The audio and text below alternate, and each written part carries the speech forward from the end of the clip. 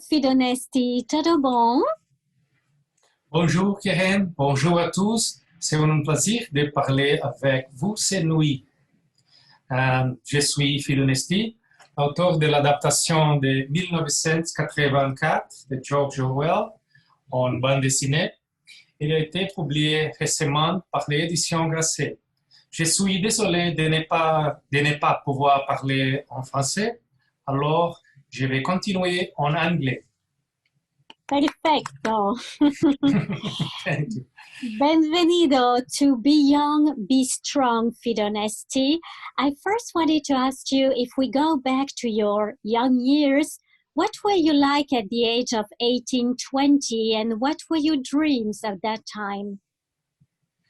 Well, since I was very young, I began drawing at a very early age, and I think the Belgians are responsible, has a lot of responsibility for my pursuit of the drawing career, because I was very obsessed by Tintin from Hergé, and I couldn't think of anything else but to draw and draw all the time. Where does this passion comes from, and what can we say through a drawing that you couldn't say through words? Well, it's quite interesting because when it comes to graphic novels, comics, bande dessinée, you have a unique way of showing a story, to tell a story. You must, well, you don't have to particularly write words. You have silent, very nice silent, totally silent graphic novels, but it's very interesting to mix the words with images in a way that are quite different from any other kind of media. It's quite similar to cinema, to movies, but you have liberty to reach. For me, I think you have the liberty to reach new ways of storytelling. Now, you are a self-made illustrator who's working for the New Yorker, Rolling Stones, and others. What themes do you love to portray about today's world?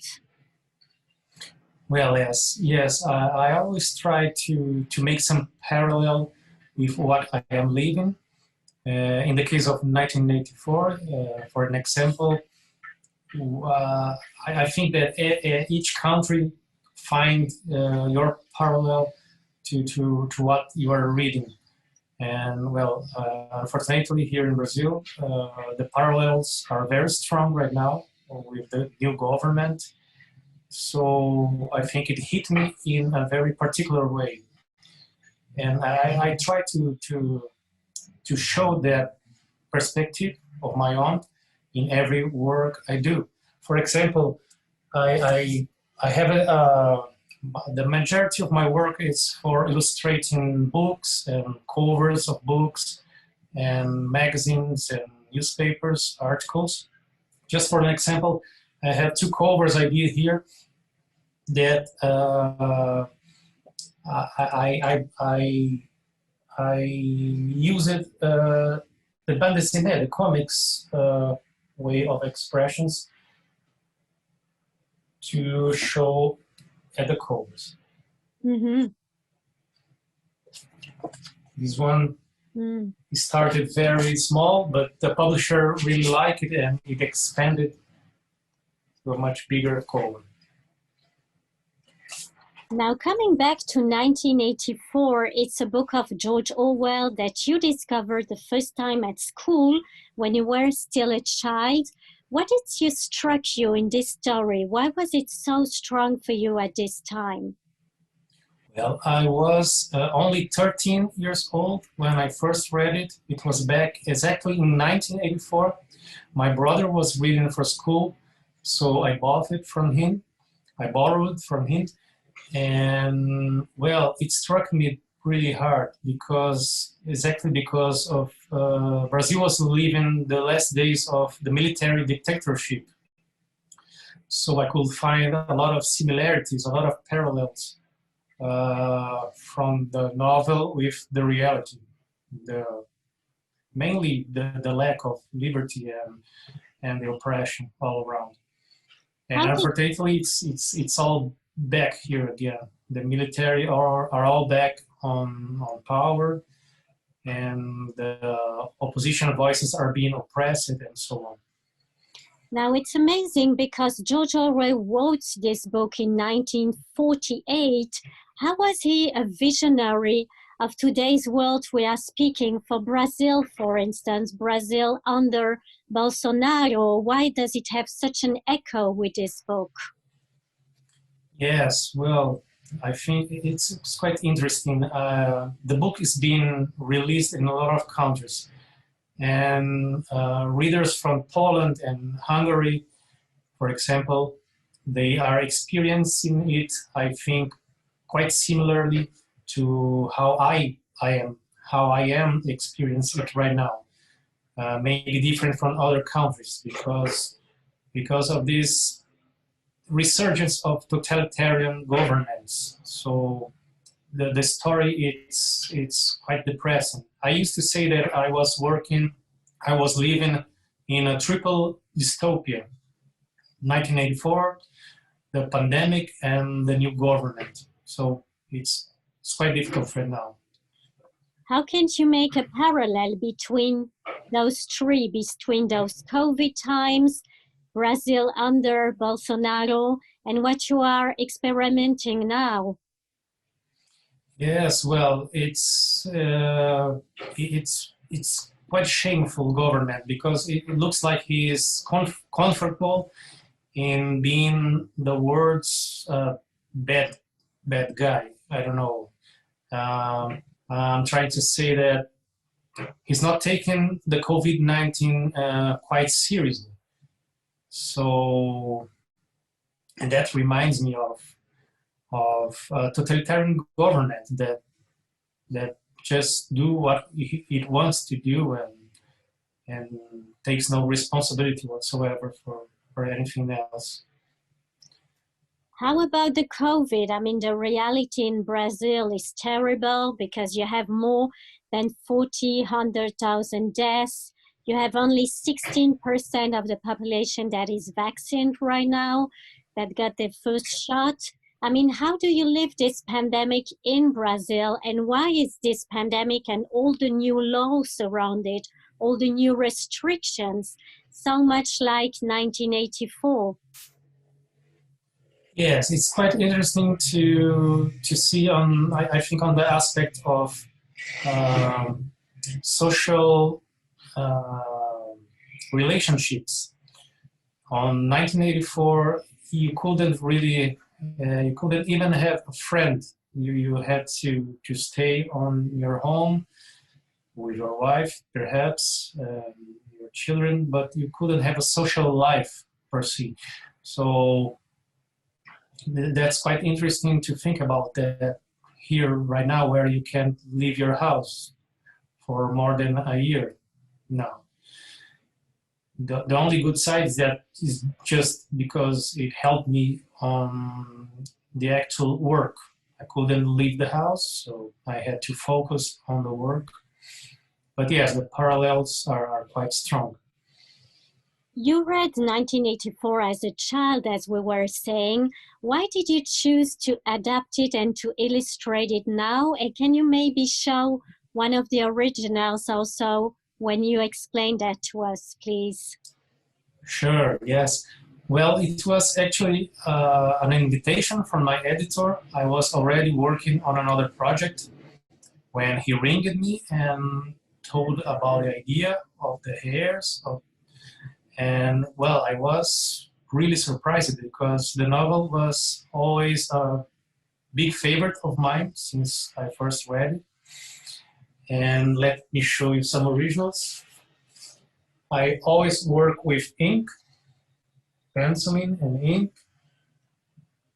And you can see some layers of gray, which shows the ink and the ink water.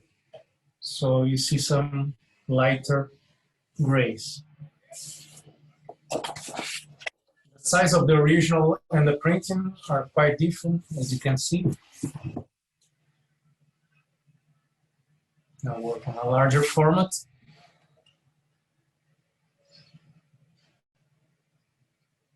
There is a lot of red in the book, as you show us here. We can see. Yes, I like to work on a small palette of colors because when you told me about the red, I remember that my thinking was to use the red as a state of mind, the colors to be working as a state of mind. When Winston is on a particular terrifying moment, I'd like to use almost just red. So there's a shocking element there for the reader. In what way do you identify yourself with Winston, the main character of 1984? Well, it was quite. It was very touching to think about the thoughts of Winston during the pandemic because of this lack of social living. He finds himself so alone all the time, and that's what I was experiencing during the pandemic as well. And since the whole novel, the primary vein of the novel is it's through Winston's mind, those were the moments that I could find more liberty to put my own view on the adaptation. I mean, graphically speaking. So instead of being literally drawing what you are reading, you could be more abstract and flow with the ideas. In what way would you say that the era that we are living in, an era of internet, of social media, opened a new door for Big Brother watching us? That's quite interesting because when Orwell wrote it, the reality was one. And then after the digital revolution, with our mobile phones, cell phones, and internet, I think it grew much more stronger.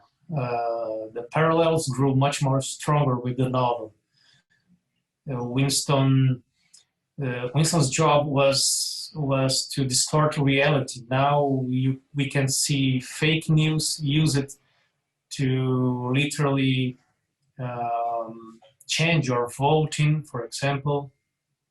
The telescreens were always watching Ocean citizens, and now everybody with their cell phones are being watched all the time, and looks like the cell phones know everything about us. Is it something that frightens you? If it frightens me? Yes, sure. Yes, our data are available to the governments. There, you don't have control anymore. It's almost impossible to be otherwise right now. It's quite frightening. This novel also, and this book that you wrote, is also about the theme of freedom and this ironical saying that freedom is slavery, that war is peace. How can we be free and brave in such a world as ours and in dictatorships? Well, yes, I wish I had the answer, but I really don't know. And these words you said, it's really an exercise of doublethink, and doublethink is what I hear every day here with the government. They say one thing, but you know that they want to say other thing completely different. And a lot of people they tend to follow it, to believe in it. It's quite unbelievable. There's also this question, we won't tell the whole story for the one who haven't read it yet, but about treason, how not to treason yourself and how not to treason the others. What do you think about that? Can you really respect yourself your whole life through, even in the most extreme situations? Yes, well, I think that's when you read 1984, without giving any spoil, I think that's the main concern of Winston Smith. There's a phrase from Orwell, from Winston's thoughts that I really like, I cherish. He says, even if you think after all tortures and all uh, government control, after all that, if you think that staying human is worthwhile, then you beat them. I think it's quite difficult to achieve, but if you have that in your core, that's what counts after all. What does it mean to stay human? Yes, well, it's you, in face of exactly because of the digital revolution and all this new technology that we are experiencing. I think uh, that's the main driving. That's the main difficult to stay human. But I don't know what it means actually. Everybody has to find inside themselves.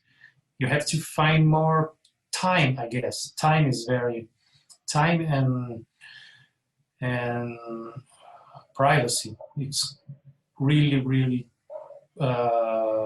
difficult to find these days and very precious.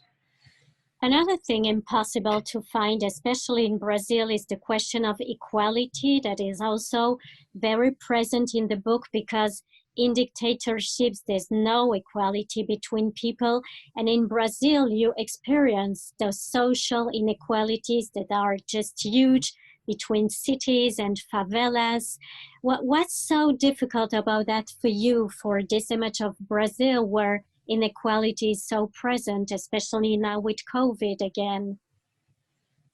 Yes, that's a hard question, especially here in Brazil, because this is a long time problem. I think it all began actually with the colonization. So it's with the slaves, and it all came very well, very back then. And it's quite difficult to pass through it. Uh, uh, there's no, I think, decades and decades they pass and nobody solves this problem. And until we find a way to be more equal, uh, there will be uh, injustice and conflicts. It's really hard. 1984 is also a beautiful love and terrible love story. Do you believe that love and youth, the youngsters, for instance, that are watching us, can save the world? Yes, definitely. I think loves can be quite powerful, and I think that women must reach uh, more and more space on politics and be empowered everywhere and at all countries. This is very clear to me. I think it should be much more balanced between men and women power. And love is it's an important part of it, of course. When you are in love, you tend to see the world in a brighter light. So without love, what you have? I don't know, something like a dystopia. That's for sure. Well, I encourage people to read George Orwell's 1984 that came out at Grasset in French. Obrigado, Fido Nesti. Thank you really for speaking to us. It was really a pleasure. Thank you so much, Karen. Sorry for pardon my French, pardon my English as well. And well, I hope you all enjoyed the book, the adaptation, and it was a really pleasure to talk to you and all the viewers. Thank you, and please take care. Take care. Thank you. Bye-bye. Bye.